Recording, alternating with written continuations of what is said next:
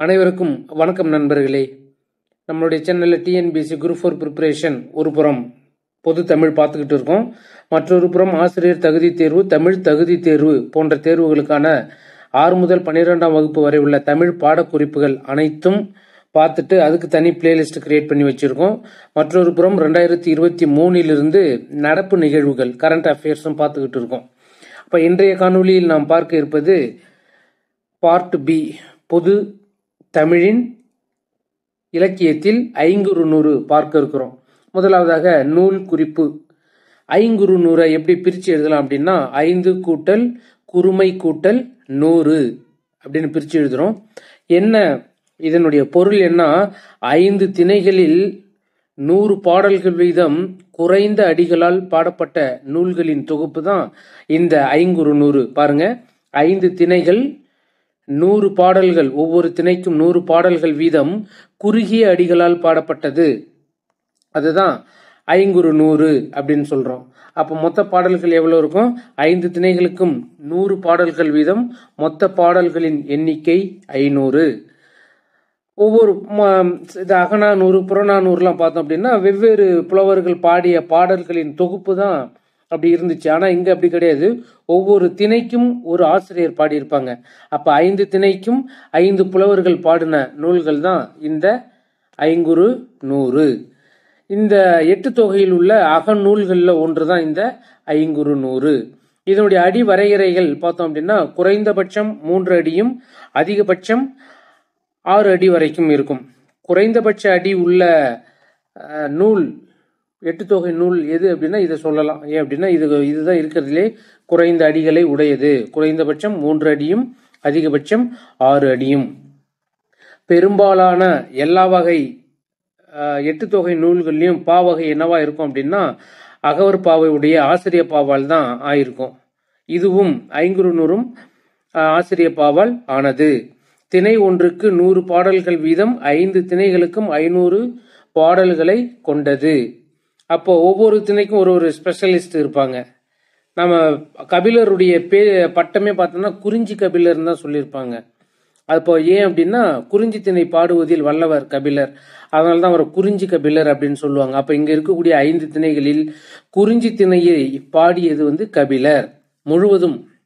முல்லை திணையை பாடியவர் பேயனார், மருத திணை ஓரம் போகியார், நெய்தல் திணை அம்மூவனார், பாலை திணை ஓதலாந்தையார். அப்ப திணை வரிசை முறை பார்த்தோம் அப்படின்னா நம்முடைய தொல்காப்பியத்துடைய வரிசை முறை எப்படி இருந்துச்சோ அதே போல வச்சிருப்பாங்க. எப்படி பாருங்க, முதல்ல மருதம், நெய்தல், குறிஞ்சி, பாலை, முல்லை, இதுதான் திணை வரிசை முறை. இதை தொகுத்தவர் யார் அப்படின்னா புலத்துறை முற்றிய கூடலூர் கிழார், இதுதான் இவர் தொகுத்தவர். தொகுப்பித்தவர் யானை கட்சை மாந்தருஞ்சேரல் இரும்பொறை. கடவுள் வாழ்த்து, அதே போல சொன்னது போல 8 தொகை நூல்களில் உள்ள கடவுள் வாழ்த்தை பெரிதும் அனைத்துக்கும் பாடிய ஒரு நூலை தவிர அது எந்த நூல் அப்படின்னு கமெண்ட் பாக்ஸ்ல பதிவு செய்யுங்க. கடவுள் வாழ்த்து பாடலை பாடியவர் பாரதம் பாடிய பெருந்தேவனார். எந்த கடவுளை வைத்து பாடியிருப்பார்னா சிவனை வைத்து தான் பெருந்தேவனார் அவருக்கு கடவுள் வாழ்த்து பாடியிருப்பாங்க. இதை ஊவேஸ் அவங்க 1903 தொகுப்பிச்சிருப்பாரு. பெரும்பாலும் இந்த ஐங்குறு நூறுல உள்ளுரை, இறைச்சி அப்படிங்கிறதுலாம் இதற்கு தனி சிறப்பு உடைய இலக்கணங்கள். அந்த இலக்கணங்கள் அதிகப்படியான மிகுதியா இந்த நூல்ல வந்திருக்கும் அப்படின்னு சொல்றாங்க. உள்ளுரை, இறைச்சி மிகுதியாக இந்த ஐங்குறு நூற்றுல தான் இடம்பெற்றிருக்கும் அப்படின்னு சொல்றாங்க. அப்ப மொத்தம் உள்ள 500 பாடல்கள்ல 2 பாடல்கள் கிடைக்கலன்னு சொல்லியிருக்காங்க. அது எத்தனாவது பாடல் அப்படின்னா 129வது பாடலும் 130வது பாடல்களும் கிடைக்கவில்லை. பாடலில் சொல்லாட்சி மற்றும் பொருள் அமைப்பினால் 10 பாடல்களாக பிரித்துள்ளனர். இப்போ அந்த பாடல்களை பிரிக்கிற முறையை பார்த்தோம் அப்படின்னா சொல்லாட்சி மற்றும் பொருள் அமைப்பின் அடிப்படையில ஒவ்வொன்றுக்கும் 10 பாடலா பிரிச்சிருப்பாங்க. அப்ப 7ஆ பிரிச்சிருக்கிறதா நம்முடைய பாடப்புத்தகத்துல இருக்கு. அதாவது 7 தான் நமக்கு கொடுத்துருக்குறாங்க. அப்ப 7 10 70 தான் இருக்கும், மீதி 30 பத்தி சொல்லல. அப்போ 10 பாடல்கள் வீதம் பிரிச்சிருக்காங்க. முதல்ல சொல்லாட்சியால் உருவானவை பார்க்கிறோம். சொல்லாட்சியால் உருவானவை எந்தெந்த 10 அப்படின்னா வேட்கை 10, வேலை 10, நெய்யோ 10, கலவன் பத்து அப்படின்னு சொல்லாட்சியின் அடிப்படையில் இந்த 4 பத்துகளாக பிரிச்சிருப்பாங்க. அடுத்ததா பொருள் அமைப்பினால் வந்து ஒரு 3 பிரிச்சிருப்பாங்க. என்னன்னு அப்படின்னா பருவங்கண்டு கிளித்தியுடைய பத்து, தோழி வற்புறுத்த பத்து, செவிலி கூற்று பத்து அப்படின்னு ஒரு 3 பிரிச்சிருப்பாங்க. அப்போ மொத்தம் 7 பத்துகளாக பிரிச்சிருக்கிறதா நம்மளுடைய பாடப்பகுதியில் இருக்கும். அடுத்ததாக பாடப்புத்தகத்தில் உள்ள பாடல்களை பார்க்குறோம். 11ஆம் வகுப்பு புதிய பாடப்புத்தகத்தில் தான் பாடல் இருக்கும். காயா கொன்றை நெய்தல் முல்லை போதவிழ் தலவமொடு பிடவளர்ந்து கவினி பூமணி கொண்டன்றாள் அப்படிங்கிற ஒரு பாடல். நம்ம முழுமையாக படிக்க வேண்டிய அவசியம் இல்லை. ஏன் அப்படின்னா பாடல் கொடுத்து இது எந்த நூலில் அமைந்துள்ளது அப்படின்னு கேட்பாங்க. அப்போ பாடல் வரிகள் வந்து நம்மளுடைய வினாவில் வந்து முழுமையாக கொடுக்க போகிறது கிடையாது. நாம் இவ்வளோ பாடல் வரிகளை ஞாபகம் வச்சுக்கிறது பெரிய விஷயம். அதனால ஒரு 2 வரிகள் முடிஞ்ச வரைக்கும் படிக்கிறத ட்ரை பண்ணுங்க. அப்போ இந்த பாடல் வந்து ஆடுகம் விரைந்தே அப்படிங்கிற தலைப்பில் 11ஆம் வகுப்பு பாடப்புத்தகத்தில் கொடுத்துருப்பாங்க. இது எந்த திணையில் வந்திருக்கும் அப்படின்னா முல்லை திணையில் வந்திருக்கும். இப்போ முல்லை திணையை பாடியது யார் அப்படின்னு நம்ம இங்கே சொல்லியிருப்போம் பாருங்க. முல்லை திணை யார் பாடுனா பேயனார். அப்போ இதனுடைய ஆசிரியர் யாரு? பேயனார். சங்ககால புலவர்களில் ஒருத்தர் தான் இந்த பேயனார். இவர் இயற்றிய 105 பாடல்கள் கிடைத்துள்ளன. மொத்தமா அவர் இயற்றியதா 105 பாடல்கள் இதுவரைக்கும் கிடைச்சிருக்கு. ஆனா நாம இங்க குறுந்தொகையில 100 பாடல்கள் தான் நமக்கு கொடுத்துருப்பாங்க. அடுத்ததாக பழைய பாட புத்தகத்தில் உள்ள பாடல் வரியை பார்க்கிறோம். மஞ்சப்பத்து அப்படிங்கிற தலைப்புல எரிமருள் வேங்கை இருந்த தோகை அப்படிங்கிற ஒரு பாடல். அதுல ஆசிரியர் வந்து கபிலர். கபிலர்னாவே நம்ம இது எந்த திணையா இருக்கும்? குறிஞ்சி திணையா தான் இருக்கும் கபிலர்னு வந்துட்டாலே. அப்போ கபிலருடைய நூல் ஆசிரியர் குறிப்பு பார்க்குறோம்.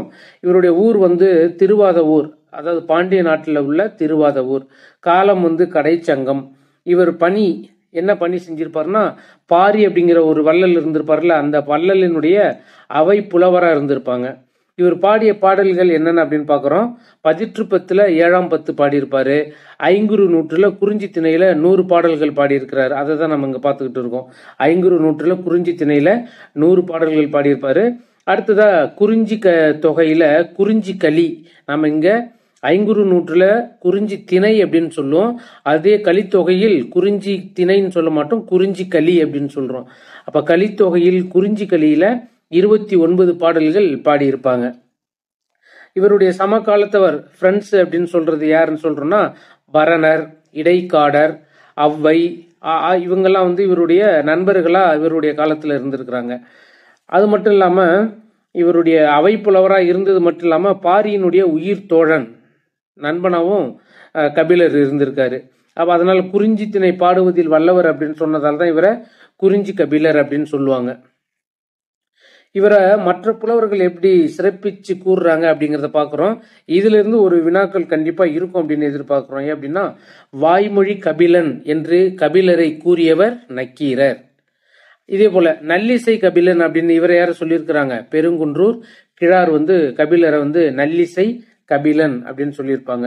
வெறுத்த கேள்வி விலங்கு புகழ் கபிலன் அப்படின்னு சொன்னது இளங்கீரனார்.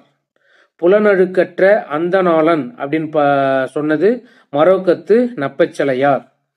பொய்யா நாவீர் கபிலன் என்று சொன்னவர் மரோக்கத்து நப்பச்சலையார். 2 இது சொல்லியிருக்கிறாரு பாருங்க. புலனழுக்கற்ற அந்தநாளன் அப்படின்னு சொன்னது மரோக்கத்து நப்பச்சலையார் தான். அதுபோல பொய்யா நாவீர் கபிலன் அப்படின்னு சொன்னதும் மரோக்கத்து நப்பச்சலையார் தான். அடுத்தது வயங்கு செந்நாவின் கபிலன் அப்படின்னு சொன்னது பெருங்குன்றூர் கிழார். இப்போ இது மிகவும் தேர்வில் எதிர்பார்க்கக்கூடிய வினாவில் இதுல இருக்கலாம். சரி, அடுத்ததாக அடுத்த பாடல் பார்க்குறோம். அடுத்த பாடல் வந்து மறுதரவு 10 அப்படிங்கிற தலைப்பில் இருந்து பார்க்குறோம்.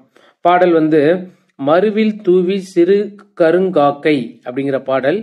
இது வந்து பாலைத்திணை. இந்த பாடலில் உள்ளது பாலைத்திணையிலிருந்து பாடல் வந்திருக்கும். பாலைத்திணையுடைய ஸ்பெஷலிஸ்ட் யாரு? ஓதலாந்தையார்.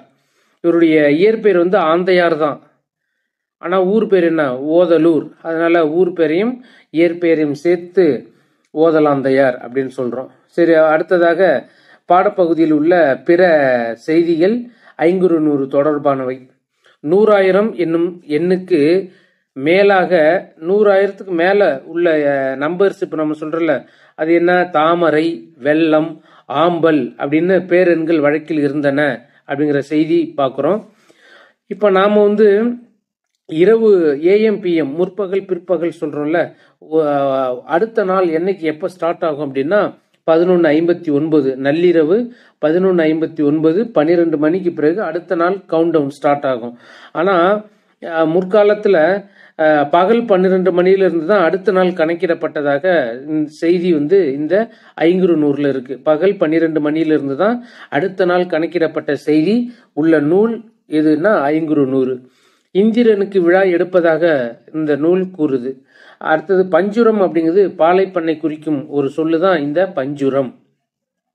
குறவை அப்படிங்கிறது 7 to 9 பெண்கள் கைகோர்த்து ஆடும் ஆட்டம் தான் குறவை அப்படிங்கிறது. குறவை ஆட்டம் பற்றி கூறும் நூல் ஐங்குறுநூறு.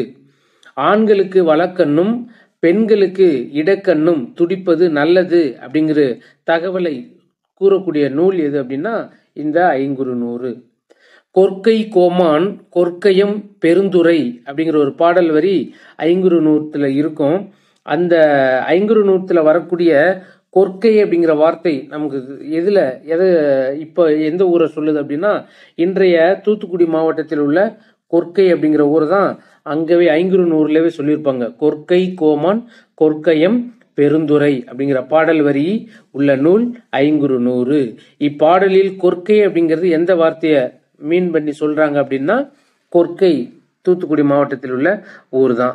அப்போ நாம இந்த காணொளியில் ஐங்குறுநூறு தொடர்பான அனைத்து தகவலையும் பார்த்துட்டோம். தேர்வுக்கு தேவையான அனைத்து தகவலையும் பார்க்குறோம். நம்மளுடைய மெட்டீரியலை பார்த்தாலே உங்களுக்கு தெரியும். வினா அப்படின்னு ஒன்று வந்துச்சு அப்படின்னா நம்மளுடைய பாட மெட்டீரியலை தவிர்த்து எங்கேயும் வெளியில இருந்து போகாத அளவுக்கு தான் நம்ம முடிஞ்ச வரைக்கும் எல்லாமே கவர் பண்ணி எடுக்கிறோம். நம்முடைய பாட மெட்டீரியல் பேஜுக்கு ₹1 அப்படின்னு கொடுத்துக்கிட்டு இருக்கோம். இல்லை ஃப்ரீயாக கேட்குற நண்பர்களுக்கு சில கண்டிஷன்ஸோட கொடுத்துக்கிட்டு இருக்கோம். அது என்ன கண்டிஷன் அப்படின்னா நம்மளுடைய சேனலை சப்ஸ்கிரைப் பண்ணி அவங்க எந்த பாடத்துக்கு மெட்டீரியல் வேணுமோ அந்த மெட்டீரியல் அவங்க ப்ளே பண்ணி பார்த்துருந்தாங்க அப்படின்னா அந்த மெட்டீரியல் அவங்களுக்கு நம்ம ஃப்ரீயாக கொடுத்துக்கிட்டு இருக்கோம். உங்களுக்கு மெட்டீரியல் தேவைப்பட்டுச்சுன்னா பேமெண்ட் அமௌண்ட் கொடுத்து வாங்கிக்கலாம். இல்லை வீடியோவை பார்த்துட்டு சப்ஸ்கிரைப் பண்ணிட்டோம் வாங்கிக்கலாம். இப்போ நம்ம அடுத்த காணொளியில் கலித்தொகையிலிருந்து தகவலை காணலாம். நன்றி, வணக்கம்.